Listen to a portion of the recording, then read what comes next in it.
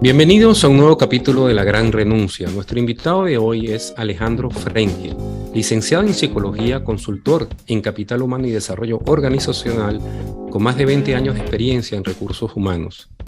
Director de C2, empresa consultora conformada por un equipo de especialistas en gestión del capital humano, donde ofrecen consultoría desde una perspectiva colaborativa. Es profesor universitario y coach, y los temas que le apasionan y se especializa son los vinculados a la inteligencia colectiva, cambio cultural, gestión de equipos virtuales y transformación digital. Bienvenidos a La Gran Renuncia, claves para una gerencia remota. Alejandro, bienvenido y gracias por aceptar nuestra invitación. ¿Qué tal? Buen día, Roberto. Muchas gracias, y gracias a Cristian también, que fue el que hizo mi primer contacto para que hoy podamos concretar esta entrevista. Gracias. Genial. Ya que estuvo con nosotros hace poco Caterine Matviva, que en el podcast, ¿no? Y nos habló sobre las inteligencias, las diferentes inteligencias que hay, la tradicional, el IQ, también conocida inteligencia emocional, nos habló de la inteligencia del amor y después nos habló de inteligencia cultural, ¿no? Pero contigo nos interesa ese área que tú te especializas, que es la inteligencia colectiva. Sí, ¿Nos puedes hablar un poco en qué consiste y si nos puedes dar algunos ejemplos cómo se aplica en la sociedad actual? Sí, cómo no, con mucho gusto. Bueno, los tipos de inteligencia que vos acabas de nombrar son los modelos de inteligencia que hoy por hoy estamos conversando en las organizaciones, ¿no? O sea, ya todos sabemos que los modelos tradicionales de inteligencia, que son los modelos, si querés, más vinculados a lo que tiene que ver con científico, deductivo, matemático, lo que da un IQ de proyección de esa inteligencia, no es el único modelo de inteligencia que conocemos. Nosotros venimos trabajando desde C2, tratando de promover otro tipo de acercamiento a las organizaciones, y si bien hay 8 tipos de inteligencia, la cual la inteligencia colectiva no aparece en ese extracto de ese modelo, que hay distintos autores y autoras que hablan sobre esto. Nosotros tomamos el término de un autor que se llama Pierre Levy, que habla justamente del tema de inteligencia colectiva. Pierre Levy es un autor tunecino, radicado en Francia, que viene trabajando sobre el tema de inteligencia colectiva en las organizaciones, sobre todo en Europa, ya hace varios años, y nos pareció en ese momento, yo estaba trabajando como profesor en la Universidad de Buenos Aires, una buena manera de profundizar e investigar sobre cómo iban a ser los modelos de trabajo a futuro, teniendo en cuenta que la mayor cantidad de alumnos de la universidad, en ese momento cuando yo estaba dando clase, eran de lo que llamaban la generación Y, o lo que después llamaban los millennials. Entonces ahí hay un interés particular mío de saber cómo iba a ser ese modelo de trabajo a futuro, y ahí es donde yo me conecto con el tema de inteligencia colectiva, que tiene varias particularidades. No sé si querés me profundice un poco más sobre cómo son los modelos de inteligencia colectiva según Pierre Levy, y después, si querés, nos metemos de lleno en lo que tiene que ver con la holacracia, que es uno de los modelos de inteligencia colectiva. Las primeras investigaciones dan cuenta de que la inteligencia colectiva es un fenómeno que ya se venía dando por fuera de las organizaciones, sobre todo con el impulso de las redes y el uso de Internet, ¿no? Lo que llamamos el pasaje del modelo 1.0 al modelo 2.0, donde el usuario deja de ser un consumidor de información para pasar a ser un generador de información.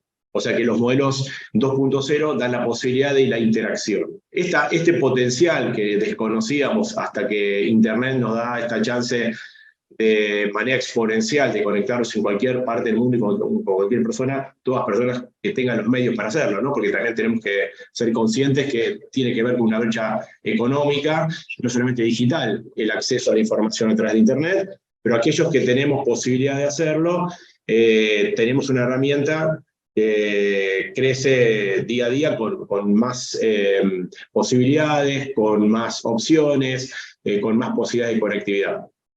Entonces, a partir del modelo 2.0, empieza a haber algunas manifestaciones sociales que dan cuenta del uso de Internet. En ese momento, acordate que se está hablando sobre lo que tiene que ver con el 2001, no solamente acá, sino con las crisis globales, varios movimientos sociales vinculados a la interacción de protesta. Por ejemplo, había cuestiones económicas, había cuestiones sociales, estaban en ese momento los indignados en España.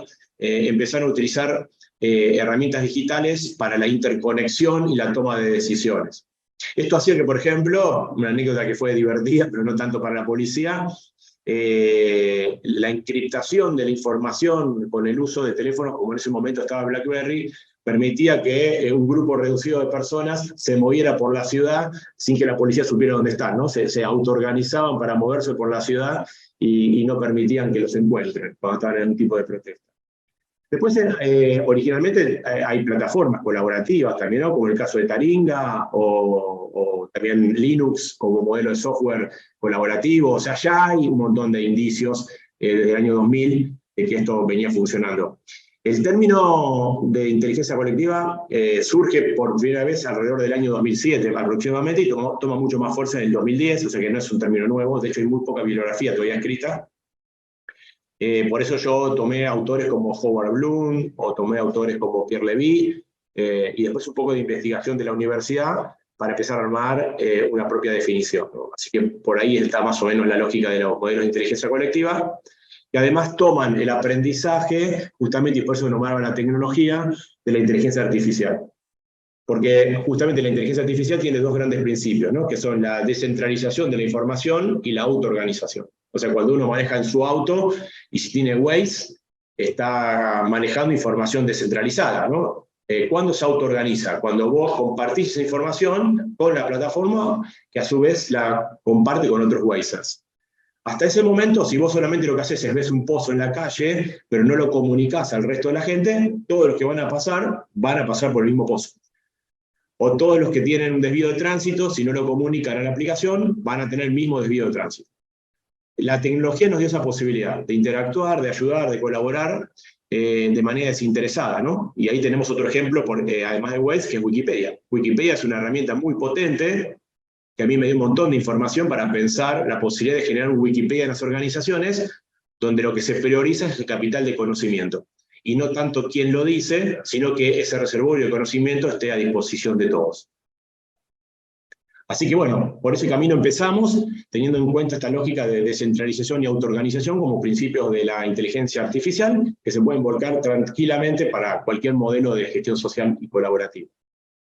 Perfecto. Y pasando a lo que es empresas que trabajan de manera remota, sí. Tenemos a los empleados que, bueno, vieron esta manera de trabajar y encontraron que hay flexibilidad y pues hay una preferencia hoy en día por el hecho de esos beneficios, entre ellos ser más flexible en los horarios, pero también está el tema de la autonomía, ¿no? O sea, es como una motivación que llaman hoy en día motivación intrínseca, poder ser autónomo. Sí, o salario emocional también lo llaman algunos, ¿no?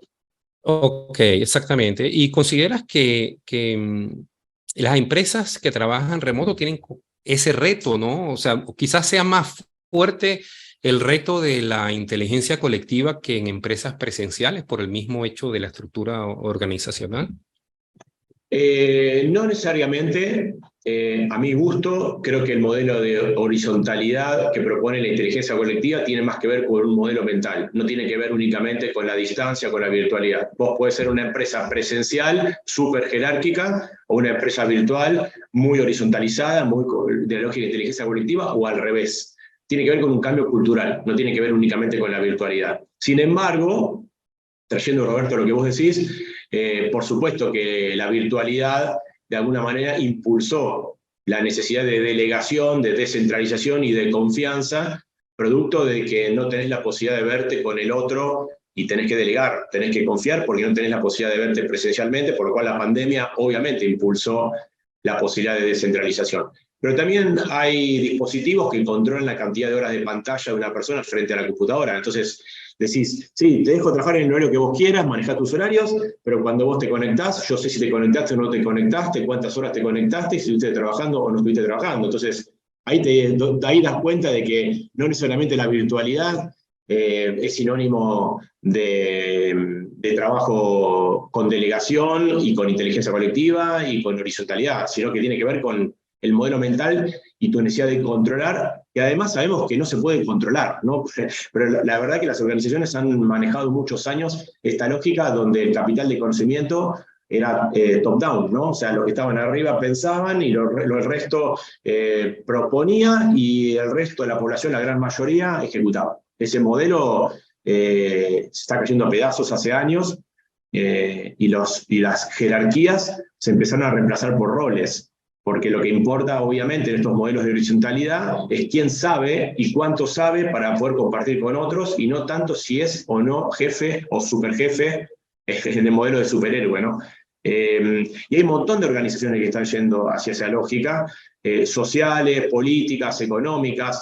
La participación ciudadana, date cuenta ahora que los gobiernos intentan que la ciudadanía participe más activamente en la toma de decisiones, democratizando con los dispositivos que contamos, teléfonos, tablets o computadoras, una participación abierta y directa, sin presencia física.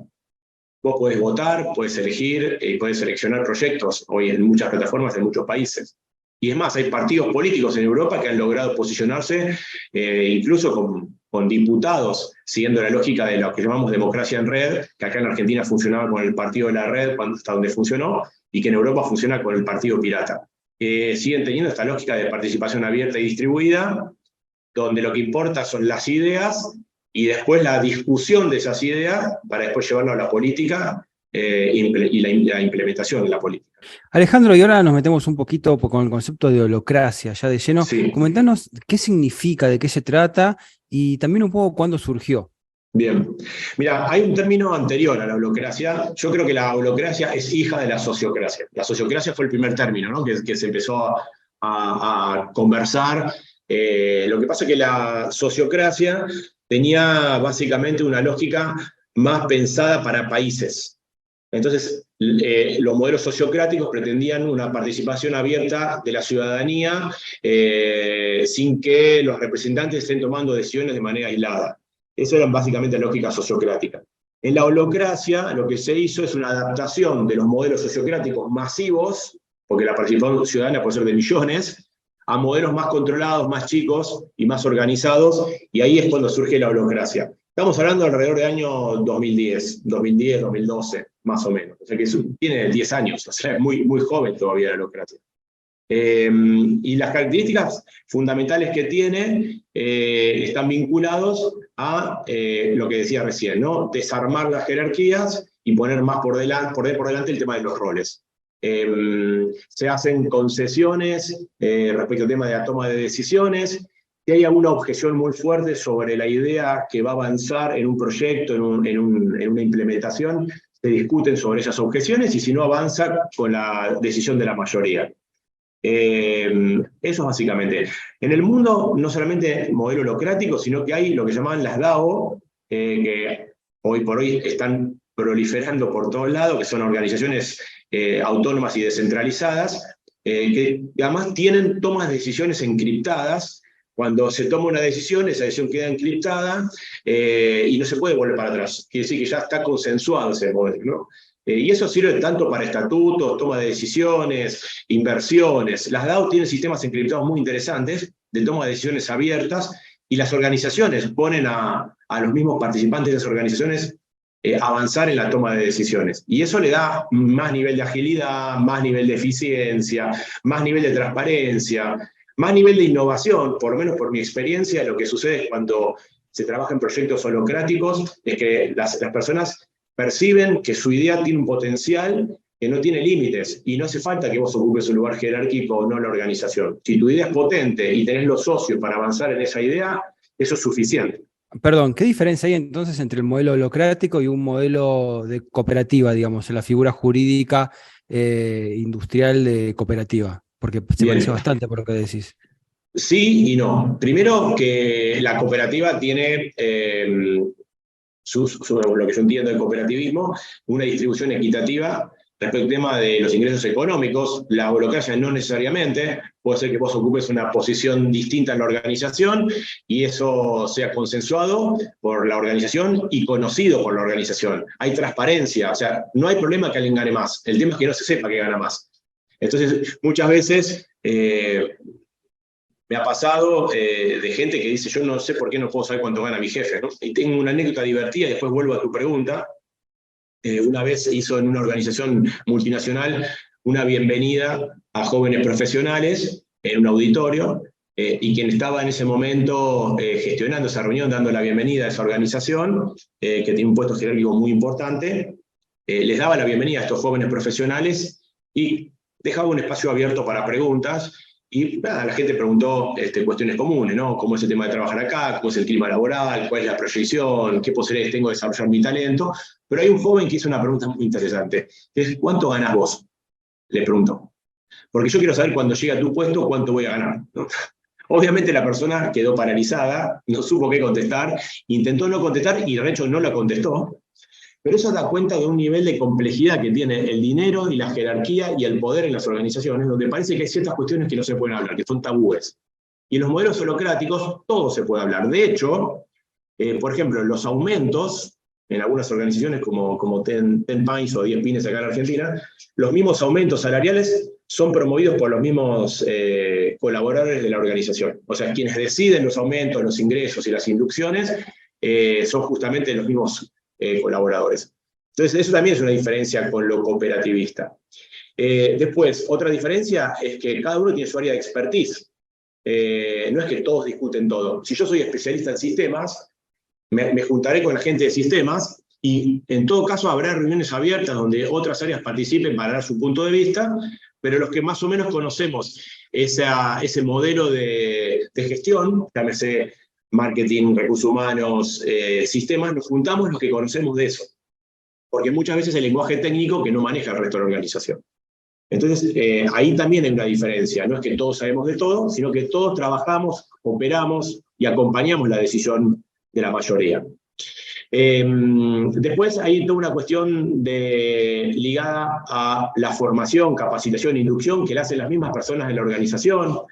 Hay una lógica de pertenencia y colaboración con la organización y por fuera de la organización para que vos puedas desarrollar tu propio potencial. O sea que si vos encontrás la posibilidad de desarrollar un negocio dentro de tu organización como un modelo de intrapreneurship, lo puedas desarrollar con total libertad y con ayuda y colaboración de tus compañeros y compañeras. O sea, hay bastantes diferencias con el cooperativismo, pero podríamos decir, tomando el cooperativismo, que es un buen comienzo el cooperativismo para llegar a los modelos holocráticos, que son mucho más sofisticados y que además, en la gran mayoría, para no decir en todos los casos, cuentan con el soporte tecnológico que no todas las cooperativas lo tienen, ¿no? Entonces me da herramientas para gestionar distinto, para almacenar información de otra manera, para resguardo de información, que por ahí los modelos cooperativistas que yo conozco no son tan así, ¿no?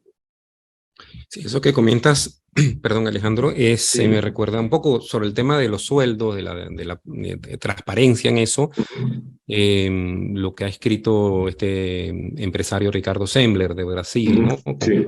Con su desarrollo, de cómo él manejó la empresa, y él comenta que sus empleados, bueno, tienen libertad de personalizar sus días, de llegar temprano más tarde, de una libertad absoluta que tampoco va necesario. Bueno, en el caso de ellos es presencial, entonces como dice, estos mismos elementos pueden obviamente trabajarse a nivel remoto, a nivel presencial, es lo mismo, no tiene nada que ver una cosa con otra. Pero aquí hay un tema también de la confianza, o sea, cómo, porque creo que es como un pilar esencial para llegar a esa relación horizontal, como tú comentas, la confianza. Yo creo que eso es una limitante. ¿Cómo tú ves el tema de la confianza, cómo se puede trabajar? Me parece que es como un limitante fuerte, ¿no? A mí me parece que si no hay confianza no, es muy difícil trabajar, ¿no? Los vínculos y las relaciones son difíciles sin la confianza, digamos. Vayamos a términos generales. No solamente corre para esto, sino que corre para todo. ¿Cómo uno podría trabajar con alguien que desconfía o cómo podría estar en pareja con alguien que desconfía? Por lo cual la confianza es básica para cualquier vínculo, cualquier relación. Lo laboral entra dentro de ese mismo eje. Ahora, me parece que el gran cambio no es únicamente el tema de la confianza, sino es confianza con objetivos. Esto quiere decir que quienes estén gestionando como liderando ese proyecto, o lo que hace no significa que la gente no lidere proyectos. Hay líderes de proyectos, hay maestros de proyectos, hay sponsors de proyectos, hay mentores de proyectos dentro de los proyectos. Y estas personas son referentes de ese proyecto, que hacen avanzar o que son consultados cuando es necesario. Pero para que eso funcione, tiene que estar muy claro los objetivos a lograr. Entonces, cada uno puede manejar sus tiempos y sus horarios en función de los objetivos a lograr. Y ahí está la confianza. Si vos le decís a una persona, este proyecto tiene que salir en 2 semanas, en 1 mes, en 3 meses, ¿qué necesitas para que eso suceda con tu equipo o con vos? Y si vos no lográs llegar y tenés algún desvío, que puedas levantar la mano para que entre todos podamos colaborar y llegar al objetivo que nos planteamos. Entonces, yo diría sí confianza, pero también claridad en términos de formulación de objetivos. Y muchas veces quienes dan órdenes no entienden lo que sus jefes les están diciendo, por lo cual dan órdenes repitiendo el modelo jerárquico. Yo lo he visto. Mirá, yo no entiendo lo que quiere mi jefe, pero ayúdenme a pensarlo y avancemos, porque yo, si le digo así que no, se enoja. Esto lo escuché, pero no sabes la cantidad de veces que escuché.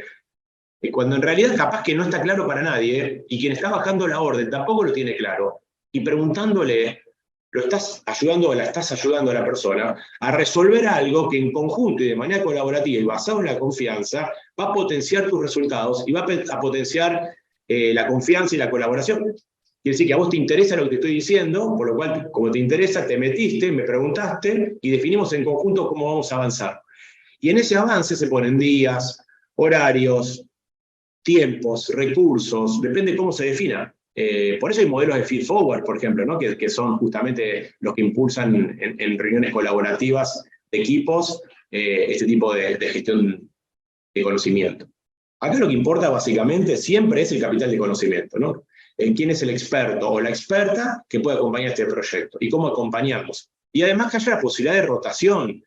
En las reuniones de agilidad o las reuniones ágiles, no siempre el que lleva la posta de las reuniones es la misma persona, sino puede ser rotativo, o puede ser por el tema que se toque, o puede ser por un proyecto que se arma o se desarma. También le da mucha agilidad a la organización este modelo de trabajo, ¿no? Sí, estaba leyendo el libro de Brian Robertson, ¿no? Que es un referente en el tema de la holacracia. Sí, exacto. Me llamó la atención que él habla del trabajo, como dices, ¿no? Por metas, por objetivos. Pero dice que no hay que colocarle a esos compromisos fecha límite. Entonces eso me dio como una curiosidad, porque generalmente dicen, bueno, ok, vamos a hacer este proyecto, tiene que estar concluido en tal fecha. ¿Te pareciera que ahí él deja esa libertad adicional, ¿no? También del tiempo. ¿Cómo se entiende eso? Bueno, esa es la teoría de él. Yo lo leí y me parece que hay ciertos proyectos que requieren de tiempo y otros que no requieren de tiempo. Hay proyectos que tienen más que ver con una cuestión ligada a un modelo de innovación más disruptiva, que si vos le pones tiempo, tenés una limitante para la toma de decisiones. Si va a ser disruptivo realmente, necesitaría el tiempo que necesite. Ahora, si es algo más incremental o más marginal en modelos de innovación, tal vez sí requiere tiempo, porque se sabe qué se quiere cambiar y en cuánto tiempo lo podemos cambiar. Y si hay algún desvío, eso se utiliza, por ejemplo, técnicas de agilidad, pero vinculadas con técnicas más industriales, ¿no? Donde podríamos trabajar a un modelo de seguimiento de proyectos con agilidad. Entonces no tenemos por qué tener a un inconveniente con los tiempos. En todo caso, si hay un desvío, levantar la mano a tiempo y reportarlo y a ver cómo lo solucionamos. Incluso se puede hacer en menos tiempo, tal vez, o en más tiempo. A mí me parece que hay ciertos proyectos que requieren de cierta resguardo del tiempo, que incluso alguien del proyecto podría encargarse de eso. De hecho, bueno, quienes se certifiquen como modelos de Scrum o Scrum Master se encargan de alguna manera de que esos tiempos y los recursos y los proyectos lleguen a buen puerto. Así que existen esos modelos de agilidad vinculados a la holacracia. Después en otros momentos, por ahí no, son momentos más de investigación, de desarrollo de proyectos, donde sí tenemos la posibilidad de tiempo. Pero si las organizaciones no tendrían tiempo, suponete vos, decís, yo quiero que me coloquen el cable, y bueno, vamos a ver cuándo el equipo tiene ganas, y la verdad es que no es así. O sea, entonces deberíamos ir al equipo, preguntar cómo estamos con tiempo, cómo podemos solucionarlo, darle respuestas a los clientes internos y externos. O sea, la realidad es que si vos estás en términos de negocio, también tenemos tiempos, en términos de organizaciones. De negocio, o de ONGs, o de lo que sea, digamos, ¿no? O sea, si alguien necesita techo, comida, escolaridad, o educación, o salud, también requiere tiempos. Entonces ahí me parece que los proyectos tienen que armarse en función también de las necesidades del contexto. ¿Y puedes dar un ejemplo de cómo es un organigrama, por ejemplo, de una empresa holocrática es igual que el otro tipo de empresa? No, no hay ¿Se organigrama. diferencia? A ver. No hay organigrama, hay funciones. Y en función del proyecto se arman los equipos ágiles o tribus que trabajan alrededor de ese proyecto. Vos trabajás por área, vos podés darle soporte a otro área. Suponete, vos estás trabajando en tecnología y quieres desarrollar un software en recursos humanos para desarrollo de talento, o para desarrollo de carrera, o para buscar perfiles que se adecúen para una posición requerida. Eso se puede hacer en conjunto. Entonces se arman equipos ad hoc con gente de IT, con gente de recursos humanos, con gente del área que está requiriendo esa posición, se arman ad hoc para armar ese proyecto y después cada uno vuelve a su área. En ese sentido no hay una sola manera. Lo que sí hay son referentes en algunas organizaciones. Algunos los llaman maestros porque tienen más niveles de experiencia, de recorrido, porque son personas que saben mucho de eso. Y después el resto funciona una organización cumpliendo sus roles y sus funciones dentro de la organización. Y después hay pequeños experimentos. A veces, desde C2, nosotros implementamos proyectos, que son programas de inteligencia colectiva, donde se hacen pequeñas intervenciones de 2 o 3 meses para hacer avances de modelos de innovación incremental, donde se trabaja con células pequeñas de 8 o 9 personas, que son de todas las áreas, y lo que se privilegia es el proyecto. No quién trajo la idea, no cómo se gestiona, sino la idea en sí es una idea de todos. Entonces, si nos interesa a todos y a todas, lo que hacemos es hacemos crecer ese proyecto en una cierta cantidad de tiempo, sincrónico y asincrónico, hasta que el proyecto esté listo en cierta cantidad de tiempo estipulado, y después se presenta para seguir co-construyendo. Son modelos de co-construcción, son modelos colaborativos, son modelos más, en algún punto, más divertidos, más ágiles, más frescos, con más nivel de eficiencia, pero requieren también un cambio de modelo mental, ¿no? Un cambio de mindset para que eso suceda. ¿Y la empresa tiene que nacer holocrática o puede migrar a la holocracia? Puede migrar hacia la holocracia. ¿Y cómo es esa migración? Difícil. Primero tiene que haber una toma de decisión de quien gestiona esa organización, ya sea el presidente, ya sea el board, o sea, los niveles jerárquicos más altos de la organización tienen que tomar la decisión. Si eso no sucede es muy difícil, porque hay mucho nivel de resistencia a ceder el poder. Un poder que no es un poder jerárquico que alguien te otorgó. Entonces, primero tiene que estar una decisión tomada, si querés, en los modelos más altos tradicionales de las organizaciones. Cuando eso suceda, hay que hacer una formación, una instrucción, una adecuación, una sensibilización, para que quienes tomen la decisión estén seguros y seguras de que eso va a ser la mejor manera, teniendo en cuenta el modelo cultural de esa organización. Porque hay muchas personas que dicen, yo quiero ir a un modelo holocrático, pero la organización es súper jerárquica o muy industrial. También eso es un cambio importante. Ahí McAfee habla sobre los 5 modelos de transformación de las organizaciones industriales a las organizaciones digitales, y ahí nombra justamente algunos puntos de dolor de las organizaciones industriales, entre las cuales una es el tema de los modelos top-down de información, los modelos de silos de información, los modelos de superhéroes como jefes en vez de modelos de anfitriones. Bueno, el que quiere leer puede leer los 5 modelos de transformación de McAfee. Entonces, ahí hay que hacer una cuestión de cambio de mindset, que es lo primero, como llama Carol Dweck, hablando de los tipos de inteligencia, a ese mindset, si querés, un mindset más flexible, más ágil, ver si eso machea con la organización o no, y después recién, si vemos que eso sucede, hacerlo de manera progresiva. Nosotros lo hemos hecho con organizaciones súper industriales y duras, y lleva 4, 5, 6 años hasta que se puedan instalar las primeras células de trabajo ágiles que responden a los modelos holocráticos. No todas las células ágiles son holocráticas. ¿Cuál crees, Alejandro, es las principales limitaciones en esa transformación? O sea, ¿qué es lo primero que se encuentra el gerente como un reto, vamos a decir, a cambiar? Sí, a mí me parece que es el manejo de la información. Viste que estaba el paradigma antiguo que era la información es poder. Y yo creo que ese paradigma sigue estando en las organizaciones. Hay cierta información que las organizaciones no quieren liberar, no les interesa liberar, no les interesa abrir, y ese es un principal obstáculo, ¿no? Si vos estás invirtiendo dinero con tus ingresos, o si está siendo rentable o no está siendo rentable, te genera una tensión con tus colaboradores, porque si estás ganando más, deberías pagar más, por ejemplo. ¿No? O si estás invirtiendo en el exterior y eso te trae un rédito en dólares y acá se gana en pesos, y la gente sabe de eso, bueno, obviamente, si está colaborando para un proyecto, también es justo que quiera tener un ingreso acorde a lo que está generando. Entonces, yo diría, el primero tiene que ver con una cuestión de liberación de información. Segundo es ceder todo lo que tiene que ver con la jerarquía, ¿no? Porque ¿a quién le gusta dejar de ser jefe? O sea, yo te diría que hoy cada vez más a más personas, ¿no? Por suerte, Marshall Goldschmidt dice, lo que te trajo hasta acá no te va a llevar hasta allá.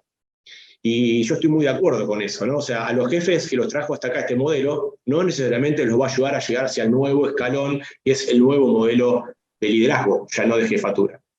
Entonces, en ese sentido, creo que hay que aprender a ceder el poder y liberar la información. Ceder el poder implica que cuando vos cedes el poder, estás recibiendo a cambio otro poder, que es poder de información. Porque si vos no cedes tu poder, la gente tampoco te va a contar lo que está sucediendo, y en tanto la gente no te cuente, te estás perdiendo la información que está sucediendo dentro de tu organización.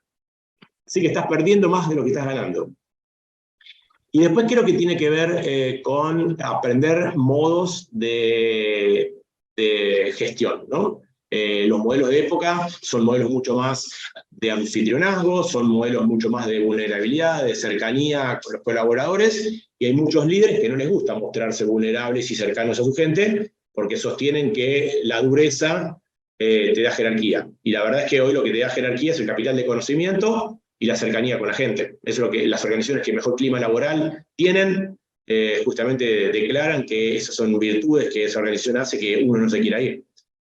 Y por otro lado, tiene que ver con también una dificultad, que es con el uso de la tecnología. La transformación digital es clave también para este modelo, porque quienes no se puedan transformar digitalmente es, bueno, te mando a trabajar a tu casa, pero internet te lo pagas vos, la computadora te la pagas vos, no tenemos ninguna herramienta para gestionar a distancia, no sabemos cómo se trabaja de manera sincrónica, pero queremos ser holocráticos. Entonces estás como queriendo navegar sin barco. Entonces la verdad es que también ahí hay una beta importante para revisar. Sí, súper interesante esos 4 puntos que mencionas. Y realmente, claro, para mantener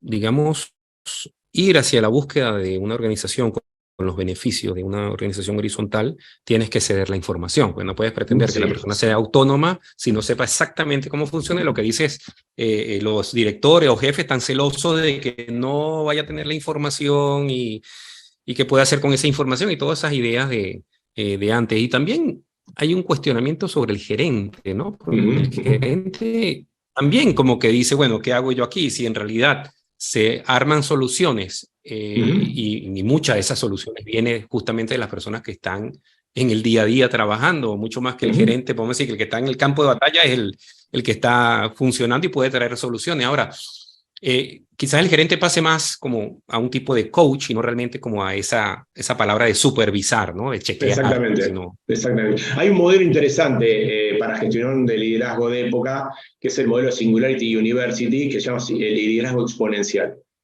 Y ahí el liderazgo exponencial básicamente lo que propone como herramienta es que tu función en estos modelos de evolución en la gestión organizacional tiene más que ver con la generación de insight que con decirle al otro lo que tiene que hacer. O sea que tu verdadero rol, que son 4 habilidades que se requieren para los modelos de Singularity, que no es el caso, ahora no es momento para charlar de eso, en otro momento si podemos lo podemos conversar, pero lo que sí me parece importante es destacar que estos modelos que propone como herramienta es generar insight, momentos eureka en tus colaboradores. O sea, ayudar, como decís vos, Robert, a que las personas descubran sus propias verdades, ¿no? Y ahí, en ese descubrimiento de las propias verdades y ese potencial, ese verdadero empoderamiento del conocimiento, es donde ganas gran valor, porque sos vos el que habilitaste al otro para que se ponga a decidir y a resolver, ¿no? Yo generalmente cuando doy a una charla sobre esta cierro con una frase de Steve Jobs que dice: no tiene sentido contratar a personas inteligentes y después decirles lo que tienen que hacer. Nosotros contratamos a personas inteligentes para que nos digan qué tenemos que hacer. Y me parece que esa es la inversión que estamos haciendo, ¿no? en los modelos de organización. Buscar personas que sean las que sugieran, que desafíen, que traigan ideas, y a vos te va a colocar seguramente en un mejor lugar como líder que el que te está colocando ahora. Porque vos sos el sponsor de eso, sos el mentor de eso, sos el que hace que esas cosas sucedan en tu equipo de trabajo. Según tu experiencia en cursos y en los trabajos de las empresas, ¿a quién te parece que le cuesta más cambiar ese mindset? ¿A los trabajadores o a los coordinadores o gerentes o directores? A los dos, a los dos. A los dos. ¿Y en qué caso, qué le cuesta cambiar en cada caso? Dale, perfecto. Bueno, creo que a los jefes o los lugares jerárquicos ya nos dedicamos bastante. Nos dedicamos a esto de ceder la información, a ceder la jerarquía. Sí. Ya, vamos a los colaboradores, si te parece, Cristian. Yo creo que ahí a los colaboradores lo que hay son muchos años de recibir órdenes. Y esa supuesta comodidad o zona de confort, en algunos casos, sobre todo organizaciones industriales con muchos años de instalación, se miran con desconfianza. O sea, vos me estás dejando de hacer lo que yo quiera realmente, yo puedo proponer realmente lo que quiero, porque yo la vez pasada propuse y me castigaron, o me robó la idea mi jefe. Entonces yo ya no propongo más. Entonces muchos años de malas experiencias han generado en muchos colaboradores desinterés o desmotivación. Entonces, primero hay que romper eso, que realmente tu opinión cuente. Entonces hay que romper eso que lleva para algunos años mucho nivel de desconfianza. Después, otros te dicen, bueno, yo voy a proponer cosas nuevas, perfecto. Pero si esas cosas nuevas generan dinero y está por fuera de mi rol, porque yo puedo cumplir mi horario y la verdad que no tendría por qué proponer nada nuevo, en el peor de los casos, ¿no? La mayoría de nosotros no nos manejamos así, pero también sabemos que hay gente que si no le pagan más, no opina más. Entonces, en esos casos, bueno, también está enquistado un modelo tradicional donde las personas no están bien remuneradas. Lo que te está diciendo esa persona es que no quiere decir más porque se sintió poco reconocida en su momento o porque su idea no avanzó. Entonces hay que desarmarlo eso. Yo creo que tiene más que ver con una toma de decisión real del lado de quienes gestionan la organización, si querés, de los niveles jerárquicos más altos, encarnada en decisiones que se traducen o se transforman en cuestiones visibles para que eso empiece a generar confianza. Porque si no, quedan en buenas intenciones. Así que si eso sucede desde el ejemplo, no debería ser, ¿no? Porque si estamos hablando de horizontalidad, debería ser de todos lados, pero como tenemos que romper las jerarquías, quien tiene que romperlas son los más jerárquicos. Así que creo que por ese lado debería empezar. Y después hacer una proyección de corto plazo para ir instalando y generando niveles de confianza más altos en la organización. Pero cuesta de los dos lados, ¿eh? Cuesta, por ejemplo, cuando tu jefe te dice, no le des bola al otro área, vos dame bola a mí, hagamos lo que yo te digo y que se arreglen los demás. Entonces, cuando escuchás ese discurso, decís, ¿qué colaboración me estás hablando? Si vos me decís que yo no tengo que colaborar con el otro, sino que tengo que colaborar con mi área. Entonces, si los jefes o los líderes no rompen ese modelo, difícilmente quienes estén colaborando quieran hacerlo, ¿no? Cuando entrevistamos a algunos referentes del trabajo remoto, tantos de cultura anglosajona como latinoamericanos, vimos que había diferencia en cómo cada una de las culturas tomaba el tema del trabajo remoto, lo que esperaba del trabajo remoto. ¿A vos te parece que el modelo holocrático se adecua bien a nivel universal? Sí. ¿O por tu experiencia ves algunas diferencias que, o sea, puede resultar tanto en este lado del planeta como en el otro? Y ahí estamos un poco restringidos con el uso de la tecnología, me parece a mí. Ahora, no significa que la tecnología sea la limitante. Vos podés tener una organización holocrática de manera presencial.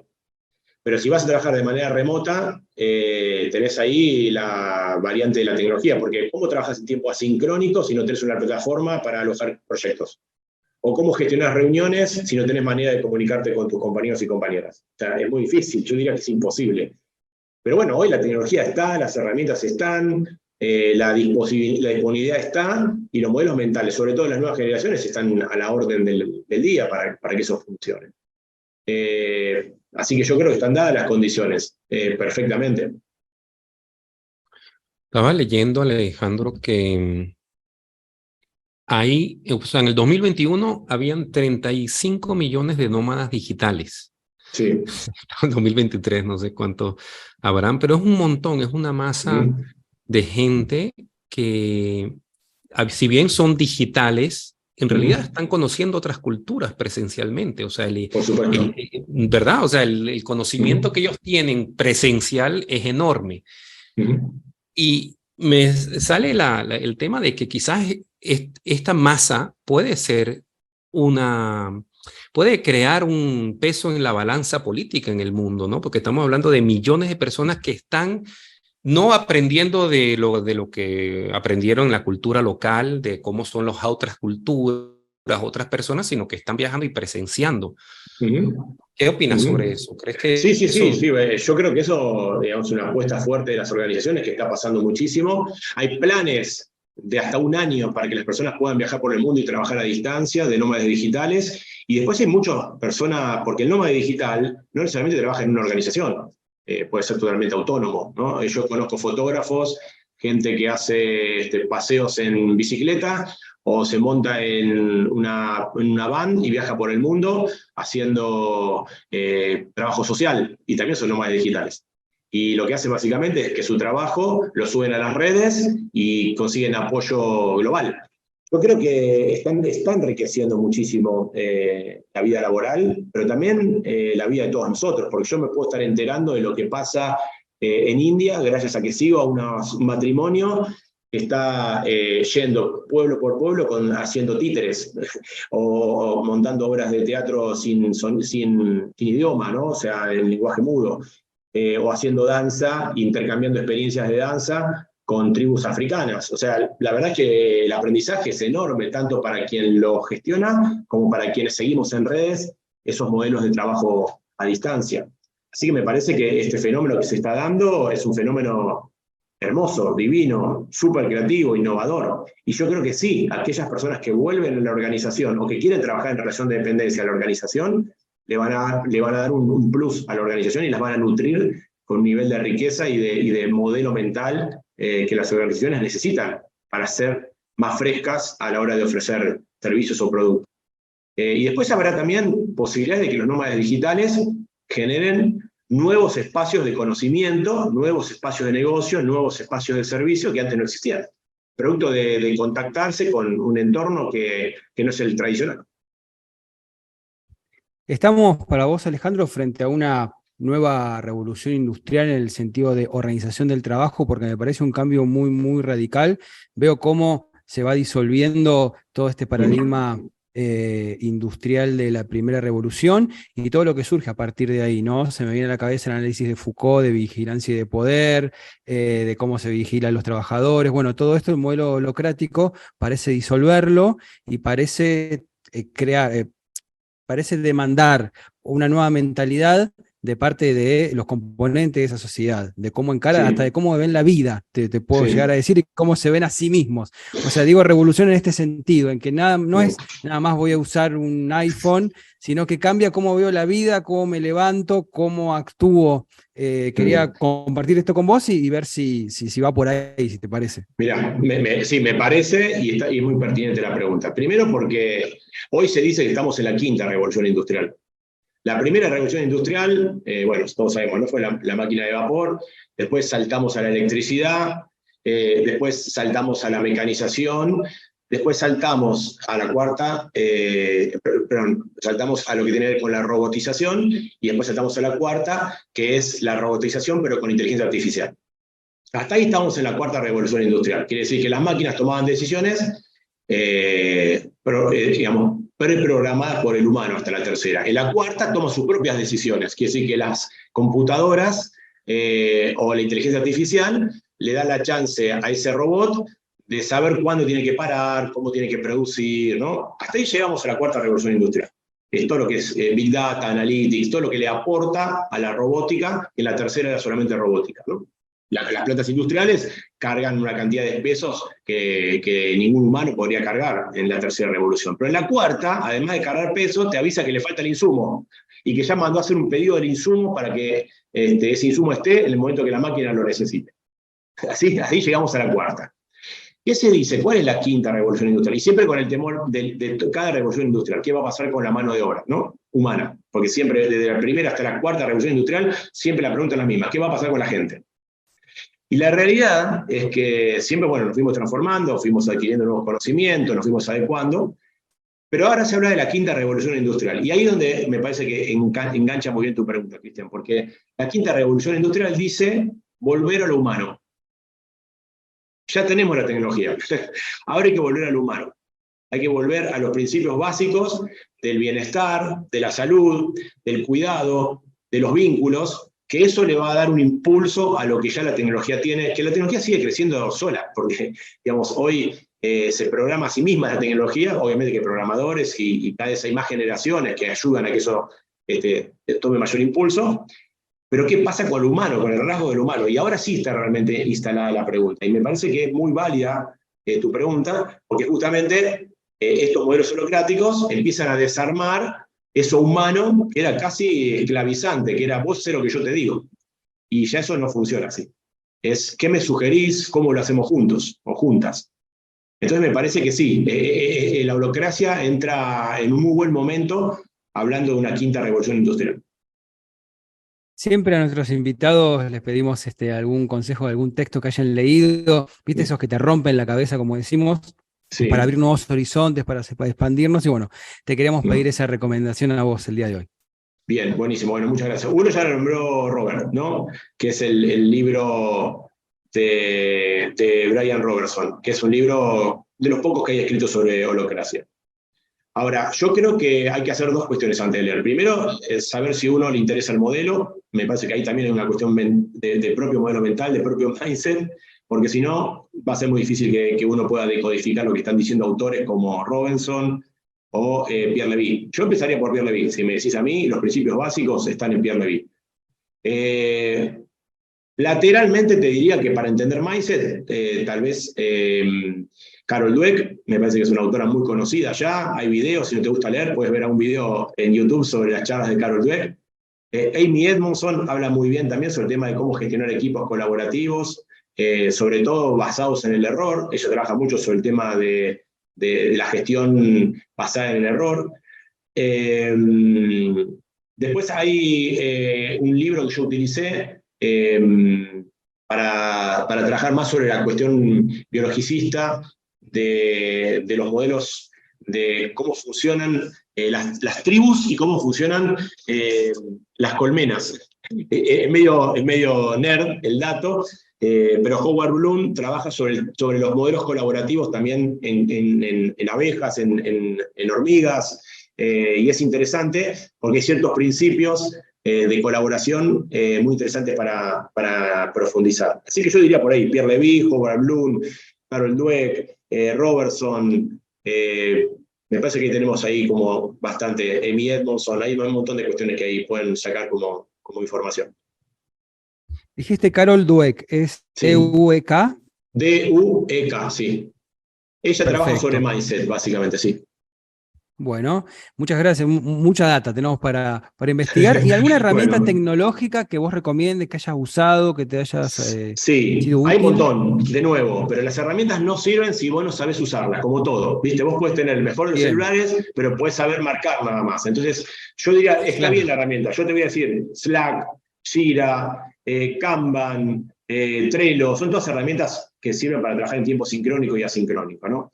Pero la realidad es que lo que más importa es la relevancia del uso de la herramienta, sabiendo que vos estás aportando para otros y otras, y que no necesariamente lo que aportaste te va a lucir a vos, sino que el equipo es el que se va a lucir. Entonces, en ese sentido vos aportaste algo de manera anónima, puedes ponerlo con tu nombre, por supuesto, pero la realidad es que lo importante en el trabajo colaborativo es que vos sientas que hay un proverbio japonés que yo utilizo cuando hablo también de inteligencia colectiva, que me parece que está buenísimo incluso para cerrar, que dice, ninguno de nosotros es tan sabio como todos nosotros.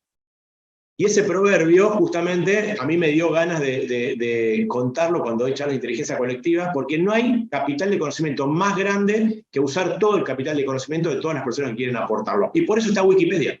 Wikipedia es un ejemplo de eso, ¿no? Entonces me parece que si bien hay un montón de herramientas, hay que entender esta lógica de que ninguno de nosotros es tan sabio como todos nosotros. Y me parece que de ese lado es superador a cualquier herramienta, porque ya hiciste un cambio sabiendo que capaz que hoy tu aporte es anónimo, pero que vos a cambio de eso tenés un Wikipedia. Vos ponés un artículo en Wikipedia que no está tu nombre, pero gracias a que tu artículo está y otros artículos están, tenés Wikipedia disponible. Alejandro Frenkiel, muchísimas gracias por haber estado en este episodio de La Gran Renuncia. La última pregunta antes de cerrar el episodio es: ¿cómo te pueden contactar nuestros oyentes si quieren llegar hasta tus charlas, tus cursos, hacerte alguna pregunta? Porque seguramente para quien haya escuchado el capítulo hay mucho todavía en el tintero para seguir hablando, pero bueno, seguramente se pueden contactar con vos y asistir a algún curso o charla que des. Bueno, primero mi email, que es alejandrofrenkiel@gmail.com. Después, vía página, la página de C2. Me pueden encontrar ahí también en la página de C2 como consultora colaborativa. También en LinkedIn, como Alejandro Frenkiel, o Ale Frenkiel en Instagram. Cualquiera de esos lugares nos ponemos en contacto. Cualquier duda, pregunta, consulta que tengan, con mucho gusto colaboro. Bien, y escuchábamos a Alejandro Frenkiel en este nuevo episodio de La Gran Renuncia, hablando sobre la holacracia, la inteligencia colectiva, este nuevo modelo, no solamente de gestión, sino también de trabajo en las organizaciones, ¿no? En las empresas. No es, yo digo, supera también lo que es un modelo de trabajo, porque es una forma también de ver la vida. Hablábamos en la última parte del episodio sobre que esto es una quinta revolución industrial, porque no solamente nos modifica adentro de la empresa, sino que también nos modifica las actitudes propias. Hemos pasado por un montón de temas, desde la inteligencia artificial, la confianza y el capital de conocimiento, en lo relativo de las fechas límites, el manejo de la información y el liderazgo, el papel del liderazgo, como se repite en todos los episodios. Pasamos de un jefe obsesionado con el control y el castigo a una especie de coach o líder, si se quiere, referente, ¿no? Él usaba la palabra referente por área, que nos puede conducir por algunos caminos, pero ya dejamos de tener ese jefe tan obsesivo del micromanagement para pasar a un referente, también un referente natural, que no sea una cosa obligada, sino que es alguien que sabe y que se resalta naturalmente y que todos estamos en armonía con eso, Robert. Sí, también lo que él comenta de el reto no es solamente para los gerentes que quieren pasar a este tipo de modelos, sino también empleados, ¿verdad? Personas de equipo de trabajo que han estado acostumbrados a que, bueno, les orienten, les digan qué hacer, qué no hacer, y se sienten a veces con desconfianza cuando pasan a este modelo donde les permiten o los invitan a participar y a contribuir con toda la organización. Hemos pasado por un montón de temas, como digo, pero me parece un episodio muy especial para replantearse el modelo en que uno está trabajando. Es más, si uno justamente es dueño de una empresa, replantearse desde ahí, porque nos comentaba Alejandro de que las empresas pueden migrar también, aunque cueste un tiempo, aunque lleve un tiempo, seguramente van a terminar siendo más productivas y mejores que mantenerlas en un modelo antiguo. Y parte de esta transformación, de esta revolución industrial, son los espacios de trabajo por fuera de la empresa, por fuera de la diaria, como son los workation, ¿viste? Las workation, esta mezcla entre trabajo y vacaciones, que nos podemos tomar, ya sea en trabajo remoto para vernos presencialmente, o ya sea en trabajo presencial para irnos a un lugar y disfrutar las relaciones laborales de otro punto de vista, ¿no? Para gestionar proyectos, para fomentar la creatividad. Bueno, para eso tenés workationplanet.net. Metete ahí en la página, porque acá en las sierras de Córdoba tenemos mucho para ofrecer a empresas remotas, híbridas o presenciales, para que puedan venir a hacer sus workation acá en el corazón de la Argentina. Tenemos un hermoso paisaje, un fabuloso entorno, y también tenemos espacios coworking y tenemos todo para que ustedes puedan hacer cómodamente sus workation. Fíjate, te invito a que entres en workationplanet.net. Ahora sí, llegamos hasta acá con este nuevo episodio de La Gran Renuncia. Para comunicarse con nosotros, al mail nos pueden contactar podcastlagranrenuncia@gmail.com o en todas las redes como Workation Planet. Así que ahí nos pueden ubicar, y acuérdense de suscribirse en YouTube o seguirnos en Spotify y compartirnos en LinkedIn. Muchísimas gracias, hasta acá hemos llegado, hasta el episodio que viene.